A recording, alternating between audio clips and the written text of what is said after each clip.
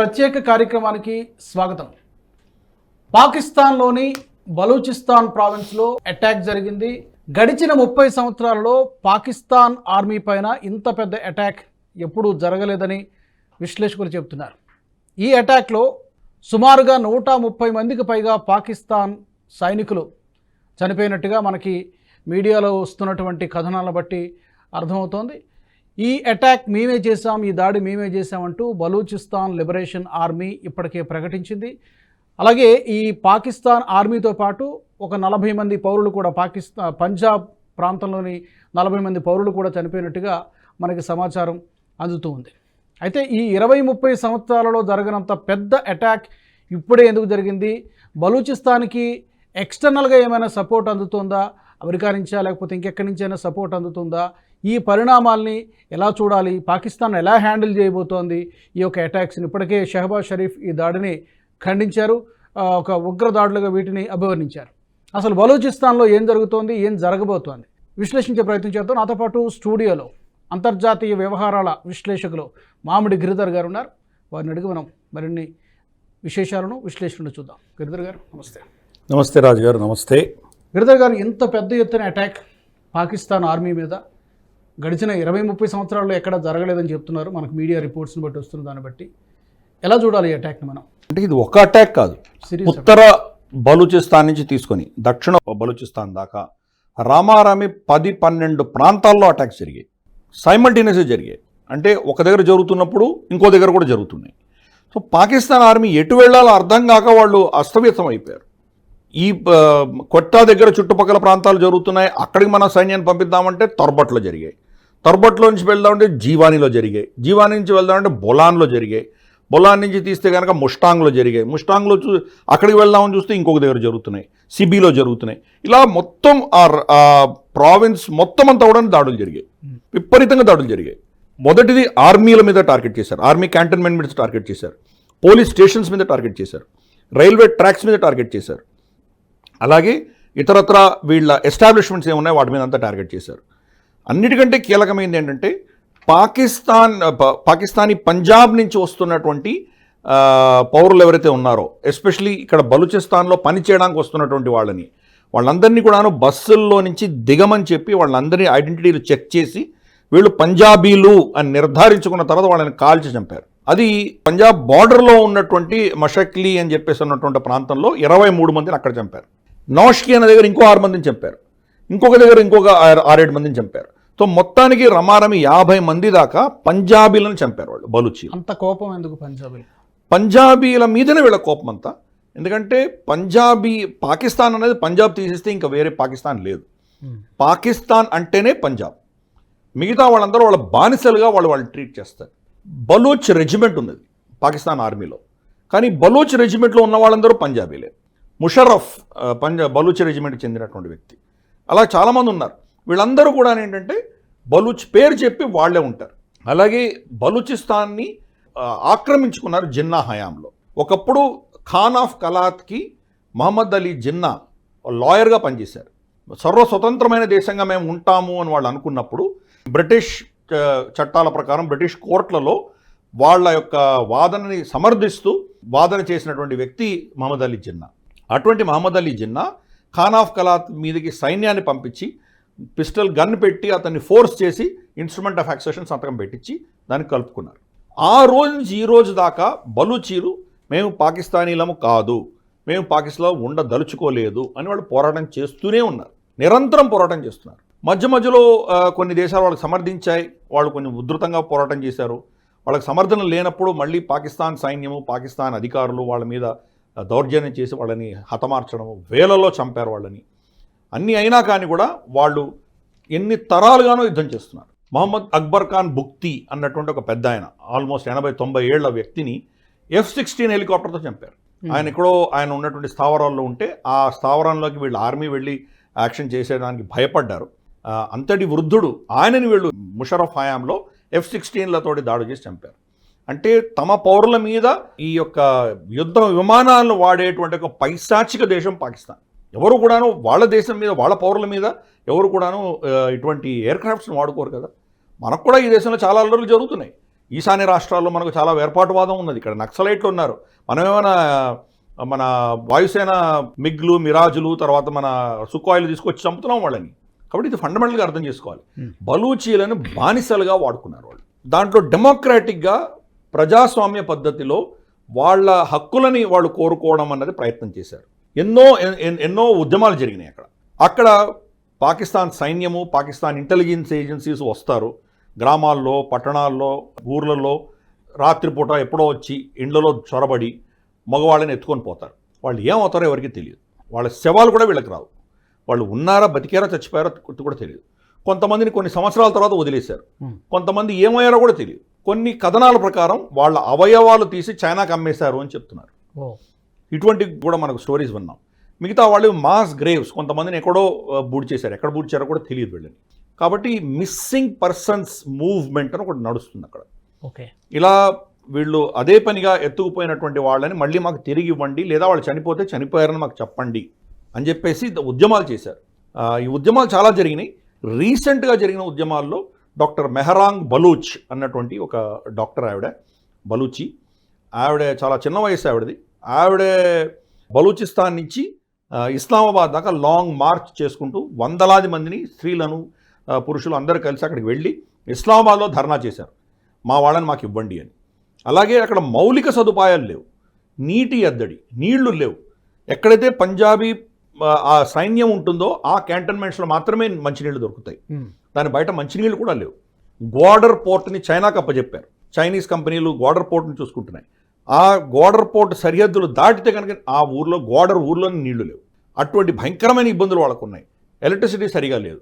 వచ్చే ఎలక్ట్రిసిటీ కూడా ధరలు అసలు విపరీతమైన ధరలు. 30,000 40,000 జీతం వస్తున్నటువంటి వ్యక్తికి 50,000 బిల్లులు వస్తున్నాయి ఎలక్ట్రిసిటీ బిల్స్. ఎలా బతుకుతారు వాళ్ళు? మౌలిక సదుపాయాలు, వాళ్ళకి హాస్పిటల్స్ లేవు, స్కూల్స్ లేవు. చేస్తే కూస్తే ఆర్మీ స్కూల్స్ ఎవరో కొంతమంది చదువుకుంటారు, లేకపోతే స్కూల్సే లేవు, మెడికల్ ఫెసిలిటీస్ లేవు. ఇలా వాళ్ళని కంప్లీట్గా వంచి, పోనీ అక్కడి నుంచి ఏమైనా వాళ్ళకి అక్కడ ఏమీ లేదు, చాలా పేదరికం ఉన్నటువంటి ప్రాంతం అనుకుంటే అది కూడా కాదు. అద్భుతమైన ఖనిజాలు ఉన్నాయి, సహజ వనరులు చాలా ఉన్నాయి. దాంట్లోంచి చూస్తే కనుక గ్యాస్, సూయి అన్న ఊరు నుంచి గ్యాస్ వస్తుంది. ఆ గ్యాస్ని కరాచీ, లాహోర్, ఇస్లామాబాద్లో వాళ్ళందరూ వాడుకుంటున్నారు. కానీ సూయి పక్కన ఉన్నటువంటి క్వెట్టాలోనో, ముస్టాంగ్లోనో, నౌష్కీలోనో ఈ ఊరిలో ఎవరికి గ్యాస్ లేదు వాళ్ళకు. అలాగే రికోడిక్ అన్నటువంటి ఒక మైన్ ఉన్నది, మన ఖనిజాలు ఉన్నటువంటి ఒక ప్రాంతం. అక్కడ బంగారం దొరుకుతుంది వాళ్ళ దగ్గర, కాపర్ దొరుకుతుంది, ఇలాంటి ఎన్నో విలువైనటువంటి ఖనిజాలు దొరుకుతాయి అక్కడ. అవన్నీ కూడా పాకిస్తాన్ ప్రభుత్వం, మన ఇస్లామాబాద్లో కూర్చున్న ప్రభుత్వము, పంజాబీలు వాళ్ళు ఎవరికో అమ్మేశారు. గతంలో యూరోపియన్ దేశాలకు అమ్మారు. వాళ్ళు దాన్ని ఎక్స్ట్రాక్ట్ చేయలేకపోయేసరికి ఇంటర్నేషనల్ కోర్టులో వెళ్ళి వీళ్ళ మీద కేసు వేసి మళ్ళీ దాన్ని వాళ్ళు వసూలు చేసుకున్నారు. దాన్ని తీసుకెళ్ళి మళ్ళీ చైనాకి ఇచ్చారు వాళ్ళు. చైనీస్ కంపెనీస్ దాన్ని ఎక్స్ప్లాయిట్ చేస్తున్నాయి. కాబట్టి ఇవంతా కూడాను లోకల్గా వాళ్ళకి ఎటువంటి ఉద్యోగాలు లేవు, వీళ్ళు తీసుకెళ్లారు. అలాగే CPEC, China Pakistan economic corridor అని ఒకటి చైనాతోటి నవాజ్ షరీఫ్ హయాంలో ఒప్పందం చేసుకున్నారు. గ్వాడర్ నుంచి కంప్లీట్గా ఒక పెద్ద హైవేను, తర్వాత ఎలక్ట్రిసిటీ గ్రిడ్, తర్వాత చుట్టుపక్కల మనకు ఇండస్ట్రియల్ పార్క్స్ ఇవన్నీ పెడతాము, డైరెక్ట్గా చైనా జింగ్జియాంగ్లో ఉన్నటువంటి కష్గర్ దాకా ఈ రోడ్డు వేస్తాము అని చెప్పి వాళ్ళు అప్పుడు ఒప్పందాలు చేసుకున్నారు. $60 బిలియన్ మేము దాంట్లో ఖర్చు పెడతామని చెప్పి చైనా అప్పట్లో చెప్పింది. షీ జింగ్పింగ్ ఇస్లామాబాద్కి వెళ్ళినప్పుడు ఆయన ఇచ్చినటువంటి అనౌన్స్మెంట్.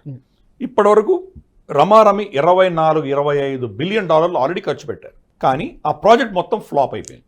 బలూచీలకి అక్కడ ఉద్యోగ అవకాశాలు లేవు. చేస్తే కూస్తే పంజాబ్ నుంచి వచ్చే వాళ్ళు పనిచేస్తున్నారు, కానీ మిగతా అంతా కూడా చైనీస్ వచ్చి పనిచేస్తున్నారు. చైనా ఇది ఎందుకు పెట్టిందంటే కనుక చైనాలో నిరుద్యోగ పరిస్థితి చాలా విషమంగా తయారైంది.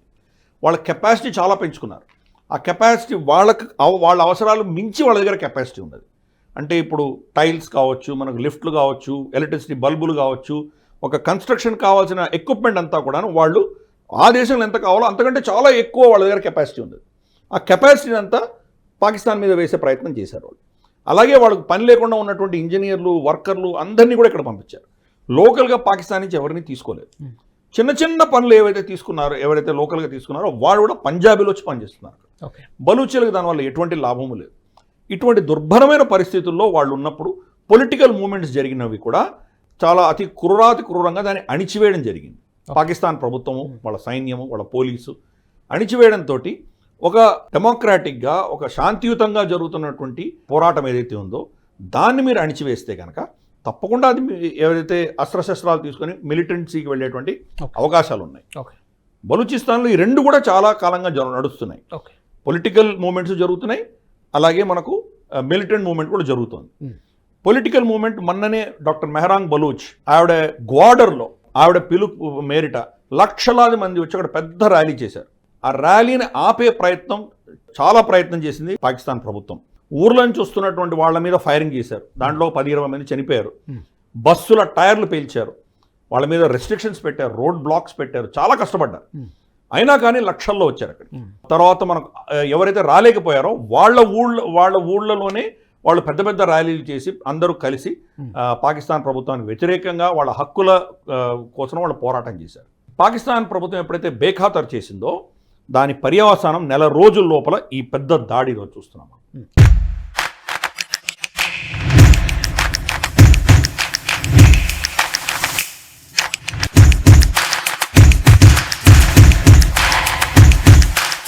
అయితే ఇన్ని సంవత్సరాలుగా ఎప్పటి నుంచో రగులుతోందన్న విషయం మీ చారిత్రక నేపథ్యం చెప్పారు, ఆ బలూచిస్తాన్ ప్రజలకు జరుగుతున్నటువంటి అన్యాయం చెప్పారు, ఒక్కసారిగా బ్లాస్ట్ అయినట్టుగా చెప్తున్నారు. అయితే ఒకేసారిగా ఇంత బలం బలూచిస్తాన్ లిబరేషన్ ఆర్మీకి ఎలా వచ్చింది? ఏదైనా బయట నుంచి సపోర్ట్ ఏమైనా అందుతుందా? లైక్ గ్రెటా థన్బర్గ్ కొద్ది రోజుల కిందట ఒక పోస్ట్ పెట్టింది, సేవ్ బలూచిస్తాన్ అంటూ పోస్ట్ పెట్టడం. అంటే దీన్ని బట్టి ఏమైనా అమెరికా ఇన్వాల్వ్మెంట్ ఏమైనా ఉన్నదా అనేటువంటి సందేహం కలుగుతుంది. వీళ్ళకి సపోర్ట్ ఏమైనా డైరెక్ట్లీ ఆర్ ఇండైరెక్ట్లీ ఏమైనా చేస్తుందా? ఇది 2-3 విషయాలు ఉన్నాయి దీంట్లో. ఒకటి, అక్కడ ఈరోజు ఏదో ఇంత పెద్ద దాడి చేశారు కాబట్టి సడన్గా ఎక్కడి నుంచో ఆకాశం నుంచి ఊడిపడలేదు వాళ్ళు. క్రమేపీ ఆల్మోస్ట్ ప్రతి నెల ఒక దాడి జరుగుతుంది, ప్రతి 3-4 నెలలకు ఒక పెద్ద దాడి జరుగుతుంది. కానీ మొత్తం బలూచిస్తాన్లో ఇంత విస్తృతంగా ఒకటే రోజు ఇన్ని దాడులు జరగడం అనేది చాలా మొదటిసారి జరిగింది. కానీ ఇప్పుడు జరిగిన దాడుల యొక్క ఇంటెన్సిటీ ఇదే మోతాదులో చాలా దాడులు జరిగినాయి. గతంలో ఒక 6 నెలల క్రితం నౌష్కి, పంజ్గూర్ అన్నటువంటి 2 ఊర్లలో మిలిటరీ కంటోన్మెంట్స్ మీద దాడి చేసి రమారమి 4-5 రోజులు వాళ్ళ కబ్జాలో ఉంచుకోగలిగారు వాళ్ళు. అంటే ఒక న్యూక్లియర్ పవర్ ఉన్నటువంటి సైన్యం వాళ్ళు ఎంత అవమానపడి ఉండాలి. వాళ్ళని బేఖాతరు చేసి వాళ్ళ సైనిక స్థావరాలని 4-5 రోజులు వాళ్ళ కబ్జాలో ఉంచుకొని ఎంతోమంది సైనికులను చంపేసి అంతమంది సైనికులని ఎంతోమందిని యుద్ధ ఖైదీలుగా తీసుకున్నటువంటి పరిస్థితి గతంలో కూడా జరిగాయి. ఈసారి అటువంటిదే బొలోన్లో చేశారు. బొలాన్లో వచ్చేసి వాళ్ళు రమారమి 70 మంది చంపారు. అందుకని మనకు అల్ జజీరా లాంటి వాళ్ళు 70 మంది నంబరే చూపిస్తున్నారు వాళ్ళు. కానీ ఇతరత్ర జరిగినటువంటి చంపినటువంటి వాళ్ళు కప్పిపుచ్చుతున్నారు. పాకిస్తాన్ ఏమో 14 మంది చనిపోయారని చెప్తున్నారు వాళ్ళు. అంతకు మించి వాళ్ళు ఒప్పుకోవట్లేదు. ఆర్మీ పాకిస్తాన్ ఒక సిగ్గులేనటువంటి ఆర్మీ, లిటరల్గా పచ్చిగా చెప్పాలంటే. ఈవెన్ కార్గిల్ యుద్ధంలో కూడా వాళ్ళ సైనికులు చనిపోతే అక్కడ వాళ్ళు మా వాళ్ళు కాదు అని వాళ్ళు తిరస్కరించారు. మన సైన్యమే వాళ్లకు ఇస్లామిక్ పద్ధతిలో జనాజా చదివి వాళ్లకు అక్కడ వాళ్ళని కొండల మీదే వాళ్లకు ఖననం చేయడం జరిగింది అక్కడ. కాబట్టి అటువంటి చరిత్ర ఉన్నటువంటి పాకిస్తాన్ మా వాళ్ళు ఎవరు చనిపోలేదు అని చెప్పి అబద్ధాలు చెప్తున్నారు. 130 పైబడి వాళ్ళ సైనికులను చంపారని చెప్పి మనకు తెలుస్తోంది. అలాగే ఇందాక చెప్పాను కదా, పంజాబీలని వెతికి వెంటాడి చంపడం 50 మంది పైగా చనిపోయారు వాళ్ళు. ఒక 20-30 మందిని వాళ్ళు యుద్ధ ఖైదీలుగా తీసుకున్నారు. ఇంత కోఆర్డినేటెడ్ అటాక్స్ చేయడానికి మరి ఏదైనా ఎక్స్టర్నల్ సహాయం ఉందేమో అని చెప్పి అనుమానాలు రాకపోలేదు. తప్పకుండా వాళ్ళకి ఏదో ఒక సహాయం వచ్చింది అని అందరూ అనుకుంటున్నారు. కాకపోతే బలూచిస్తాన్ వాళ్ళ ఊరు, వాళ్ళ దేశం, వాళ్ళకి తెలియంది లేదు. చాలా కాలంగా ఇటువంటివన్నీ ప్లానింగ్స్ చేస్తున్నారు వాళ్ళు. ఎక్స్టర్నల్గా సపోర్ట్ వచ్చిందా లేదా అని మనకు ఇప్పుడు ఇమ్మీడియట్గా తెలియదు, కొన్ని రోజుల తర్వాత తెలుస్తుంది. ప్రూఫ్స్ వస్తూ ఉంటుంది. కానీ గ్రెటా థన్బర్గ్ కానీ లేదా అమెరికా కానీ ఇక్కడ ఏమైనా చేసేదానికి అవకాశాలు ఉన్నాయా? తప్పకుండా ఉన్నాయి. వాళ్ళకి అది చేయడం వల్ల వాళ్ళకి ఏమైనా లాభసాటి తప్పకుండా. కాబట్టి ఇవన్నీ కూడాను మనం రూల్ అవుట్ చేయలేం. ఇప్పుడే మనం అమెరికా చేసేసింది అని చెప్పేటువంటి పరిస్థితి కూడా కాదు. దీంట్లో కొంతమంది విశ్లేషకులు ఏం చెప్తున్నారంటే బహుశా ఇజ్రాయెల్ వాళ్ళకి సమర్థించి ఉండొచ్చు అని కొన్ని అనుమానాలు వాళ్ళు వ్యక్తపరుస్తున్నారు. ఇజ్రాయెల్ ఇంట్రెస్ట్ ఏంటంటే ఇరాన్ ఈరోజు ఇజ్రాయెల్ మీద విపరీతంగా దాడులు చేస్తోంది. మీ మీద దాడులు చేస్తామని కూడా బెదిరిస్తున్నారు. ఆయన ఇస్మాయిల్ హనియాని చంపినందువల్ల ప్రతీకారం తీర్చుకోవడానికి వాళ్ళు ప్రయత్నం చేస్తున్నారు. హిజ్బుల్లా దాడులు చేస్తుంది. సరే, హమాస్తో ఎలాగో పోరాటం చేస్తున్నారు. వీళ్ళందరూ కూడాను ఇరాన్ ప్రాక్సీస్ వాళ్ళు. హిజ్బుల్లా, హమాస్, హౌతీస్ వీళ్ళు ముగ్గురు కూడాను ఇరాన్ వాళ్ళని ఫండింగ్ చేస్తుంది. ఇరానే స్వయాన నేనే దాడి చేస్తానని వాళ్ళు కూడా బెదిరించడం జరిగింది. ఇప్పుడు ఇరాన్ ఇజ్రాయెల్ని చుట్టుముట్టి అక్కడ ఒక ఉత్తరాన హిజ్బుల్లా, దక్షిణాన గాజాలో హమాస్, తర్వాత ఇక్కడ ఈస్ట్ నుంచి హౌతీలు, ఇంతమంది వాళ్ళ మీద దాడులు చేస్తూ చుట్టూన సరౌండ్ చేసి దాడి చేస్తుంటే మరి ఇజ్రాయెల్ స్ట్రాటజీగా ఇరాన్ని కూడా ఇరకాటంలో పెట్టాలి కదా. కాబట్టి ఇరాన్ ఆనుకొని ఉన్నటువంటి బలూచిస్తాన్లో కనుక ఒక విధమైనటువంటి పరిస్థితి తీసుకురాగలిగితే, బలూచిస్తాన్ వల్ల ఇరాన్కి థ్రెట్ వచ్చిందంటే ఇరాన్ యొక్క శక్తి, వాళ్ళ సైన్యము, వాళ్ళ ఫోకస్ అటు తిప్పవలసిన ఆవశ్యకత రావచ్చు వాళ్ళకి. ఇజ్రాయెల్ మీద నుంచి వాళ్ళు దారి మళ్లించేటువంటి అవకాశాలు ఉన్నాయి. అందుకని ఇక్కడ కూడా చేసి ఉండొచ్చేమో అని కొంతమంది విశ్లేషకులు అంటున్నారు. ఓకే. కానీ బలూచీలు మాత్రం ఎవరు సహాయం వచ్చినా ఎవరు సహాయం రాకపోయినా రమారమి 7-8 దశకాలుగా వాళ్ళు పోరాటం చేస్తున్నారు. కొన్నిసార్లు భారతదేశం వాళ్ళకి సహాయం చేసింది. ఇందిరాగాంధీ గారు సహాయం చేశారు. 72 షిమ్లా అగ్రిమెంట్ అయిన తర్వాత పాకిస్తాన్ వైఖరి మైత్రి చూపించడం పోయి మనకు వ్యతిరేకంగా తయారయ్యేసరికి ఆవిడకి అర్థమైంది షిమ్లా అకార్డు చాలా తప్పు చేశాను నేను అని తను అర్థం చేసుకున్నారు. బంగ్లాదేశ్లో ఎలాగైతే భారత సమర్థనతోటి వాళ్ళు వేరే దేశం ఏర్పాటు చేసుకోగలిగారో, అలాగే ఇందిరాగాంధీ గారు బలూచిస్తాన్ కూడా వేరే దేశం చేద్దామని చెప్పి ఆవిడ ప్రయత్నం చేసి వాళ్ళకు ఫండింగ్ ఇవ్వడం, వాళ్ళకు సైన్య సహకారాలు ఇవ్వడం ఇవన్నీ మొదలుపెట్టారు ఆవిడ. కానీ మనం చూసాము 75లో ఎమర్జెన్సీ రావడంతో ఆవిడ సత్తా నుంచి దిగిపోవడంతో ఆ ప్రాజెక్ట్ అంతా ఫెయిల్ అయింది. తర్వాత ప్రభుత్వాలు ఒకసారి సమర్థించాయి, కొన్నిసారి సమర్థించలేదు. ఇమ్మీడియట్గా వచ్చినటువంటి జనతా ప్రభుత్వం ఏం చేసిందంటే భారతదేశం వాళ్ళకి అప్పుడు ఇస్తున్న సమర్థన అంతా విత్డ్రా చేసుకున్నారు. ఇందిరాగాంధీ ఏం చేసిందో దాన్ని అన్ని వీళ్ళు తిరగరాశారు. ఎందుకు? ఇందిరాగాంధీని అపోజ్ చేసి వీళ్ళు వచ్చారు కాబట్టి ఇందిరాగాంధీ చేసినంత తప్పే అని చెప్పి ఆవిడ కొన్ని మంచి పనులు చేసినా కానీ ఆ మంచి పనులు కూడా వీళ్ళు తిరగరాశారు. దాంతో బలూచీల్ని ఊచకోత కోసింది పాకిస్తాన్ ఆర్మీ. కాబట్టి భారతదేశం ఇన్వాల్వ్మెంట్ ఉందా అంటే గతంలో ఉండేది, ఇప్పుడు లేదు అని స్పష్టంగా చెప్పచ్చు. డాక్టర్ నైలా కాద్రీ బలూచ్ అని చెప్పేసి ఆవిడ బలూచ్ గవర్నమెంట్ ఇన్ ఎగ్జైల్ అని ఒకటి స్టార్ట్ చేశారు ఆవిడ. కెనడాలో ఒక గవర్నమెంట్ పెట్టారు ఆవిడ. దాన్ని భారత ప్రభుత్వం రికగ్నైజ్ చేయలేదు. గత సంవత్సరం ఆవిడ భారతదేశానికి వచ్చింది కూడా, కానీ ఒక మినిస్టర్ కానీ ఒక ఉన్నత అధికారి కానీ ఎవరూ ఆవిడని కలవలేదు. ఆవిడకి కావాల్సినటువంటి సపోర్ట్ ఎవరు ఇవ్వలేదు. ఆవిడతో నేను అప్పుడప్పుడు మాట్లాడుతుంటాను. నేను ఆవిడ నాకు చెప్పింది ఏంటంటే భారతదేశం దగ్గర నుంచి మాకు సహాయం రావాలని మేము కోరుకుంటున్నాము, మాకు సహాయం రావట్లేదు. కానీ పాకిస్తాన్ ఏమో మమ్మల్ని భారతీయ ఏజెంట్స్ కింద చిత్రీకరిస్తున్నారు, భారతదేశమే మాకు సమర్థిస్తున్నారు అని చెప్పేసి వాళ్ళు మా మీద అభాండాలు వేస్తున్నారు. కానీ దౌర్భాగ్యవశాత్తు అది జరగట్లేదు, మేము జరగాలని ప్రభుత్వాన్ని కోరుతున్నామని ఆవిడ చెప్పారు. ఇది ఆవిడ వర్షన్. సో భారతదేశాన్ని తీసేద్దాం, ఇంకా మిగిలింది ఎవరు? ఇజ్రాయెల్ సంగతి నేను చెప్పాను. ఇజ్రాయెల్కి ఇంట్రెస్ట్ ఉన్నది అక్కడ. బహుశా ఇజ్రాయెల్ డైరెక్ట్గా వాళ్ళకి ఏం చేసి ఉండకపోయి ఉండొచ్చు. బహుశా వాళ్ళకి శాటిలైట్ ఇమేజెస్ కానీ ఇంటెలిజెన్స్ కానీ ఇటువంటివి ఏవో షేర్ చేసి ఉండొచ్చు, మనకు తెలియదు. డైరెక్ట్గా ఇజ్రాయెల్ ఇన్వాల్వ్ అయిందా లేదా ఇజ్రాయెల్ మధ్యలో ఎవరినైనా ఇంటర్మీడియట్ని పెట్టి వాళ్ళకి ఏమైనా చెప్పారో మనకు తెలియదు. ఇది ఒక పాసిబిలిటీ ఉంది. మూడవది అమెరికా వచ్చేసి ఇప్పుడు చూస్తే కనుక ఈ ప్రాంతంలో చాలా ప్రభుత్వాలని మార్పిడిలు చేసి ఇక్కడ భూగోళ ఏవైతే మనకు నక్షా ఉందో, ఈ మ్యాప్స్ ఉన్నాయో దీన్ని మార్చే దిశగా వాళ్ళు ప్రయత్నాలు చేస్తున్నట్టు మనకు అర్థమవుతుంది. షేక్ హసీనాని తీయడంలో వాళ్ళ హస్తం ఉంది అని ఆవిడే చెప్పారు. అలాగే మనకి ఇండోనేషియాలో జోకో విడిడో వాళ్ళ ప్రధాని ఎవరైతే ఉన్నారో ఆయనకు వ్యతిరేకంగా ఒక కలర్ రెవల్యూషన్ అక్కడ కూడా మొదలైంది. అలాగే మనకు చూస్తే కనుక ఎరిక్ గార్సెట్టి వీళ్ళందరూ కలిసి ఇక్కడ భారతదేశంలో కూడా ఇటువంటి ప్రయత్నాలు చేశారు. ఇప్పుడు వాళ్ళ టీం అంతా కూడా ఇప్పుడు జమ్మూ కాశ్మీర్కి వెళ్తున్నారు. కాబట్టి ఇవన్నీ కూడా ఇక్కడ కూడా రెజీమ్ చేంజ్ చేసేటువంటి ప్రయత్నాలు వాళ్ళు చేస్తున్నారు. ఓకే. ఇటువంటి పరిస్థితులలో బలూచిస్తాన్లో కూడా ఏదైనా ఒక పెద్ద మార్పు తీసుకురావాలి, బహుశా దాన్ని పాకిస్తాన్ చేతిలోంచి తీసేస్తే చైనా యొక్క ప్రభావం అక్కడ తగ్గుతుంది అని అమెరికా ఏమైనా చేసిందా? ఈ ప్రశ్నలు కూడా పుడుతున్నాయి. ఇవన్నీ పాసిబిలిటీస్. భారతదేశం మాత్రం తప్పకుండా మన హస్తం లేదు అని నేను చెప్పచ్చు. ఉండాలి అని నేను కోరుకుంటున్నాను, కానీ ఇప్పటికైతే లేదు అని మనకు స్పష్టంగా అర్థమవుతుంది. ఇరాన్ తప్పకుండా దానికి చాలా బిజీగా ఉన్నారు ఇజ్రాయెల్ తోటి, కాబట్టి వాళ్ళు ఏం చేయలేదు. ఆఫ్ఘనిస్తాన్ వాళ్ళ హస్తం ఉన్నది, ఎందుకంటే వీళ్ళ బలూచి లిబరేషన్ ఆర్మీ దగ్గర ఉన్నటువంటి అస్త్రాలన్నీ కూడాను ఆఫ్ఘనిస్తాన్ నుంచి వచ్చాయి. అమెరికా వదిలేసి వెళ్ళిపోయినటువంటి అస్త్రాలే వీళ్ళ దగ్గరకు వచ్చాయి. Technology, night vision goggles, bulletproof వెస్ట్లు అన్నీ అమెరికా వదిలేసినవి వీళ్ళ దగ్గరకు వచ్చాయి. కాబట్టి ఆఫ్ఘనిస్తాన్ సపోర్ట్ చేసింది, దాంట్లో ఎటువంటి అనుమానం లేదు. మరి అమెరికా ఇజ్రాయెల్ యొక్క రోల్ ఏంటో రాబోయే రోజులు మనకు అర్థమవుతుంది.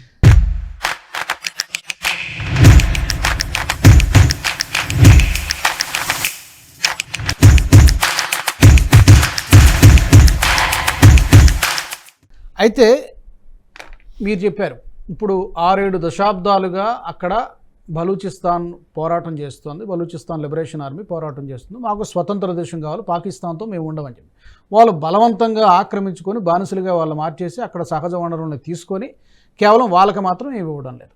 బలూచిస్తాన్ కనుక స్వతంత్ర దేశంగా అవతరిస్తుందా సమీప భవిష్యత్తులో పాసిబిలిటీస్ ఏంటి? ఒకవేళ అవతరించేటట్టయితే కనుక భారత్కి అది ప్లస్ అవుతుందా, మైనస్ అవుతుందా?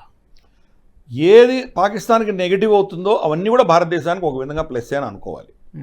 కానీ ఆటోమేటిక్గా ప్లస్ అవ్వాలని రూల్ లేదు. ఇప్పుడు బంగ్లాదేశ్ విడిపోయింది, అది మనకు పాజిటివా నెగిటివా? ఒక యాంగిల్లో చూస్తే పాజిటివ్, కానీ ఇంకో యాంగిల్లో చూస్తే నెగిటివ్. ఈరోజు చూసాం బంగ్లాదేశ్ కూడా మన వ్యతిరేకంగానే ఉన్నది. మనకు అక్కడ ఉన్నటువంటి జమాతే ఇస్లామీ కానీ లేదా ఖలీదా జియా బిఎన్పి కానీ మన వ్యతిరేకంగానే ఉన్నారు. సో ఒక సపరేట్గా ఒక దేశానికి మనం ఆవిర్భావం వాళ్ళకి సహాయం చేసి అన్నీ చేసినా కానీ కూడా ఈరోజు కృతజ్ఞత లేదు వాళ్ళకి మన మీద. భారతదేశం పట్ల ఎంత వ్యతిరేకత ఉందో ఆ దేశంలో చూస్తున్నాం. కాబట్టి బలూచిస్తాన్ ఈరోజు మన సహాయం తీసుకొని వాళ్ళు వేరే దేశం ఏర్పాటు చేసినా మనతో మైత్రి ఉంటుంది అని మనకు గ్యారంటీ ఇవ్వలేం.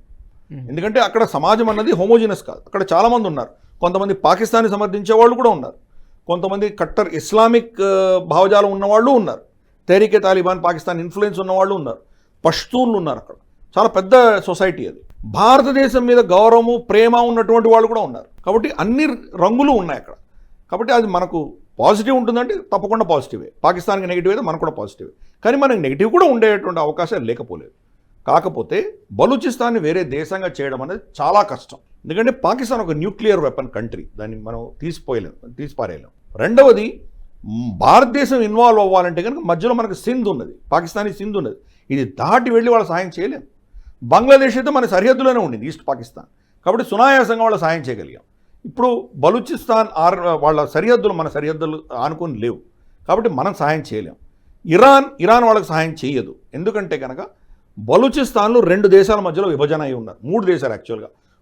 కొంత భాగం ఆఫ్ఘనిస్తాన్లో ఉన్నది, కొంత భాగం ఇరాన్లో ఉన్నది, కొంత భాగం పాకిస్తాన్లో ఉన్నది. ఇరాన్లో ఉన్నట్టు భాగాన్ని సిస్టాన్ బలూచిస్తాన్ అంటారు. వాళ్ళు కూడా ఇరాన్ నుంచి వేర్పడిపోయి వాళ్ళు అక్కడి నుంచి వెళ్ళిపోయి ఒక పెద్ద బలూచ్ దేశంలో కలవాలి అని వాళ్ళు కోరుకుంటున్నారు. అక్కడ ఇరాన్కి వాళ్ళ మధ్యలో ఘర్షణ జరుగుతూనే ఉంది. కాబట్టి ఇక్కడున్న బలూచీలకు వాళ్ళకైనా సాయం చేస్తే వాళ్ళ దేశంలో వాళ్ళకే మొసలం పుడుతుంది. కాబట్టి వాళ్ళు సాయం చేయరు. ఇంకెవరు చేయాలి? అమెరికానో ఇజ్రాయెలో ఎక్కడి నుంచో దూరం నుంచి వచ్చి సాయం చేయడం అనేది కష్టం. పైపెచ్చు బలూచీల సంఖ్య చాలా తక్కువ ఉన్నది. పాకిస్తాన్లో అతి పెద్ద రాష్ట్రం, పెద్ద స్టేట్ ప్రావిన్స్ ఏదైనా ఉందంటే అది బలూచిస్తాన్. బలూచిస్తాన్లో వాళ్లకు ఉన్న జనాభా చాలా తక్కువ. వైశాల్యం ఎక్కువ ఉన్నది కానీ జనాభా తక్కువ. కొండ ప్రాంతము, ఎడారి ప్రాంతం, లిటరల్గా చెప్పాలంటే కొండ ఎడారందం. అటువంటి ప్రాంతం, మనుషులు ఉండలేనటువంటి ప్రాంతం, నీటి ఎద్దడి, నీరు దొరకదు. అటువంటి పరిస్థితి మనం యాక్చువల్గా చూసామంటే మనకు మాన్సూన్ ఏదైతే వస్తుందో అది కేరళ కోస్ట్ నుంచి టచ్ అయ్యి ఇలా తిరిగి వెళ్తుంది. అది వెరిగి బలూచిస్తాన్లో మనకు నీరు రాదు. అల్టిమేట్గా ఈ మొత్తం చుట్టం తిరిగినప్పుడు బలూచిస్తాన్ మాత్రం వర్షం లేకుండా ఆగిపోతుంది. కొంత సింధులో వస్తుంది కానీ దాని తర్వాత ఉండదు. అందుకనే చాలా డెజర్ట్ ఏరియా. అక్కడ ప్రజలు చాలా తక్కువ ఉంటారు. తక్కువ జనాభా ఉన్నటువంటి ప్రాంతం ఈజీగా వీళ్ళు కంట్రోల్ చేయగలరు పాకిస్తాన్. బంగ్లాదేశ్, ఈస్ట్ పాకిస్తాన్ లాంటి ప్రాంతంలో వాళ్ళు చేయలేకపోయారు. ఎందుకంటే ఇక్కడ జనాభా చాలా ఎక్కువ ఉంది. దాన్ని వాళ్ళకు ఉన్నటువంటి సైన్యం వాళ్ళని కంట్రోల్ చేయలేనటువంటి పరిస్థితి. కానీ బలూచిస్తాన్లో వాళ్ళు చేయగలరు. ఇందాక నేను చెప్పినట్టు F-16 లాంటివి వాడచ్చు. వాళ్ళ దగ్గర ఉన్న అస్త్రశస్త్రాలని వాడి అక్కడ నరసంహారం చేసైనా వాళ్ళని ఆపగలరు. ఆల్రెడీ బంగ్లాదేశ్లో చేశారు. కాబట్టి బలూచిస్తాన్ ఒక స్వతంత్ర దేశంగా విడిపోవడం అనేది చాలా కష్టం. చేస్తే కూస్తే వాళ్ళ స్వతంత్రం అంటూ జరగాలి అంటే భారతదేశం నిర్ణయిస్తేనే అవుతుంది. నాకు దరిదాపుల్లో భారతదేశం పాకిస్తాన్ నుంచి బలూచిస్తాన్ వేరు చేయాలి అన్నటువంటి భావజాలం మన అడ్మినిస్ట్రేషన్లో లేదు. అలాంటి ప్రయత్నమే కాదు, ఆలోచన కూడా మనకు లేదు. కాబట్టి ఆలోచన ఉంటే సరే ఏదో కొద్ది గొప్ప సాయం చేయొచ్చు. అటువంటి ఆలోచన మన అడ్మినిస్ట్రేషన్లో నాకు కనిపించదు. ఏ ప్రభుత్వం వచ్చినా, కాంగ్రెస్ ప్రభుత్వం వచ్చినా, బీజేపీ ప్రభుత్వం వచ్చినా దాంట్లో కన్సిస్టెంట్గానే ఉన్నాం. మనం పాకిస్తాన్ అఫీషియల్ భూభాగాన్ని మనం టచ్ చేయదలుచుకోలేదు. ఏది లీగల్గా పాకిస్తానో దాని గురించి టచ్ చేయట్లేదు. ఏది పాకిస్తాన్ మన దగ్గర నుంచి ఇల్లీగల్గా ఆక్రమించుకున్నదో దాని గురించి మాత్రమే మనం మాట్లాడుతున్నాం. POJK గురించి కానీ, POGB గిల్గిట్ బాల్తిస్తాన్ గురించి కానీ మాత్రమే మాట్లాడుతున్నాం మనం. అంతకు మించి బలూచిస్తాన్ గురించి మనం మాట్లాడాం. మోదీ గారు ఒకసారి 15 ఆగస్టు రెడ్ ఫోర్ట్ నుంచి ఆయన బలూచిస్ గురించి చెప్పారు. తర్వాత దాని గురించి ప్రభుత్వం కానీ ఆయన కానీ మళ్ళీ మాట్లాడలేదు. కొంతమంది విశ్లేషకులు ఏం చెప్తున్నారంటే బాల్తిస్తాన్ పేరు చెప్పబోయి ఆయన బలూచిస్తాన్ అన్నారు అని చెప్పేసి ఒక నెరేటివ్. అందుకనే తప్పు జరిగింది కాబట్టి మళ్ళీ బలూచిస్తాన్ గురించి మాట్లాడలేదు అని ఒక నెరేటివ్. మరి సత్యాసత్యాలు మనకు తెలియవు. ఏదేమైనా కానీ భారత ప్రభుత్వం మాత్రం ప్రస్తుతానికి వాళ్ళకు పెద్దగా సాయం చేయట్లేదు అన్న విషయం మాత్రం కరెక్ట్. మధ్య మార్గం. గిరిధర్ గారు చాలా విషయాల్ని బహుశా ఈ బలూచిస్తాన్ అటాక్స్ గురించి నేషనల్ మీడియాలో ఒకటి రెండు చోట్ల కొన్ని ఛానల్స్ వచ్చింది, కానీ తెలుగు మీడియాలో పెద్దగా ఈ అంశాన్ని గురించి ఎక్కడ విశ్లేషణ కానీ వార్తలు కానీ పెద్దగా వచ్చినట్లేదు. మన ప్రేక్షకులందరికీ NHTV అలాగే నేషనలిస్ట్ హబ్ ప్రేక్షకులకు ఈ విషయాలను తెలియజేసినందుకు ధన్యవాదాలు. Thank you so much. చూద్దాం భవిష్యత్తులో ఎలాంటి పరిణామాలు చోటు చేసుకుంటాయని. నమస్తే. నమస్తే. ఇది ఇవాల్టి ప్రత్యేక కార్యక్రమం. మనస వాచ కర్మణ దేశహితం కోసం పనిచేస్తున్న నేషనలిస్ట్ హబ్ గ్రూప్ ఆఫ్ ఛానల్స్ను సబ్స్క్రైబ్ చేసుకోండి. జాతీయవాద జర్నలిజాన్ని ప్రోత్సహించండి. నమస్తే.